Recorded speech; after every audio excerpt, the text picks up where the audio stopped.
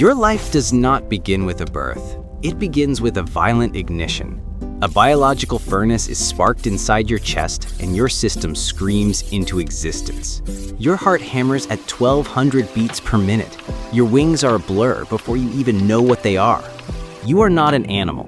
You are a biological supercar, ripped from the assembly line and thrown directly onto the racetrack, with the throttle jammed to the floor.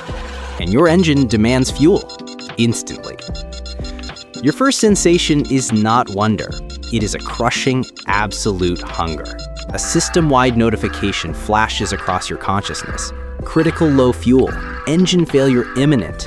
You are 1 minute old and you are already dying. Your first instinct is not to fly, but to find a fix. You tumble into the air, a desperate, uncontrolled launch driven by a single, terrifying purpose. Find a dealer. Find a flower. You spot a flash of red, a trumpet blossom shimmering with nectar. But you are not alone. A larger hummingbird, a scarred bruiser, is already there. He is the local kingpin, and this is his territory.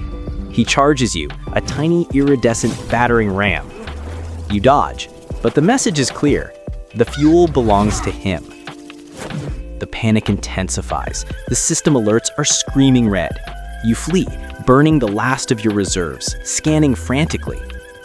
You find another flower, smaller, less rich, but unguarded. You plunge your beak inside. The first dose of nectar hits your system. It is not relief. It is pure, blinding ecstasy, a shockwave of life, a blast of pure energy that recharges every cell in your body. For 10 glorious minutes, the system alerts go silent. You are not dying. You are a god.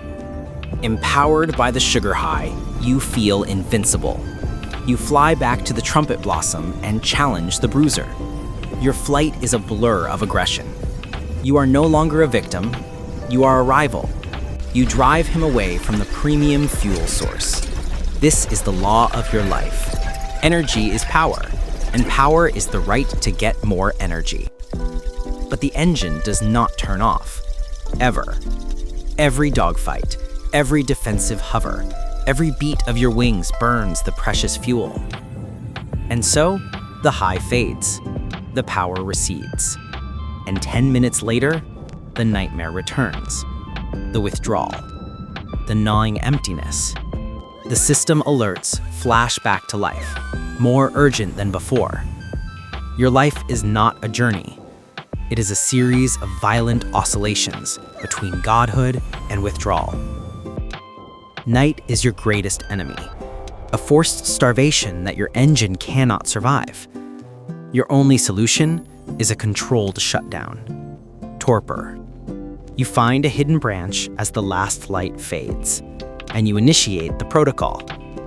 Your heart rate plummets from 1,200 to 50.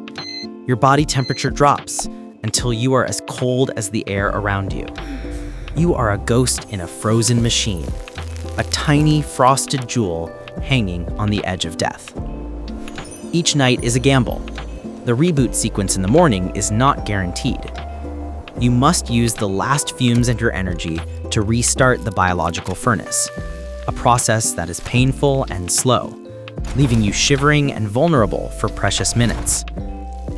You live your frantic life.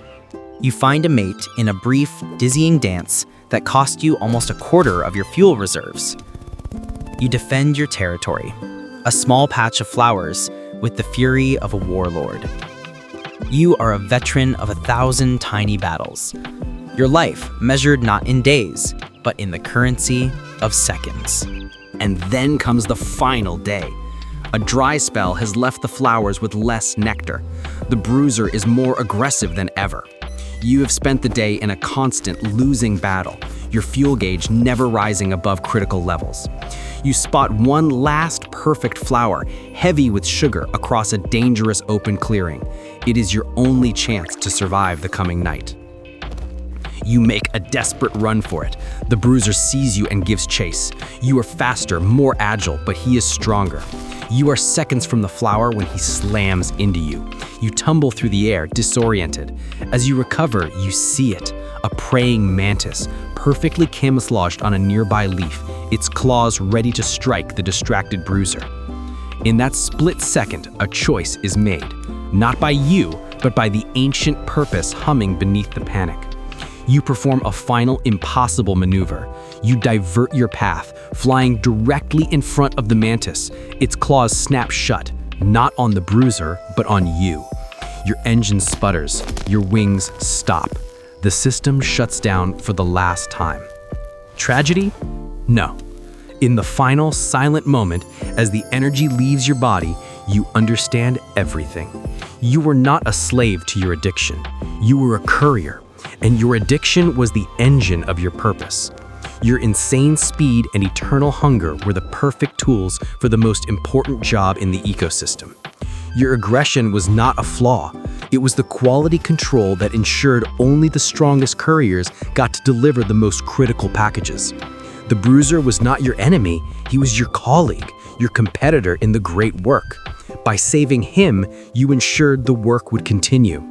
You were the living impulse that carried life, pollen, from flower to flower. You were the frantic, beating heart of the forest. Your short, panicked life was not a meaningless race. It was a masterpiece of efficiency. And your death is not a failure. It is simply the end of a shift for the most dedicated worker on the planet, who clocked out with a final, perfect delivery.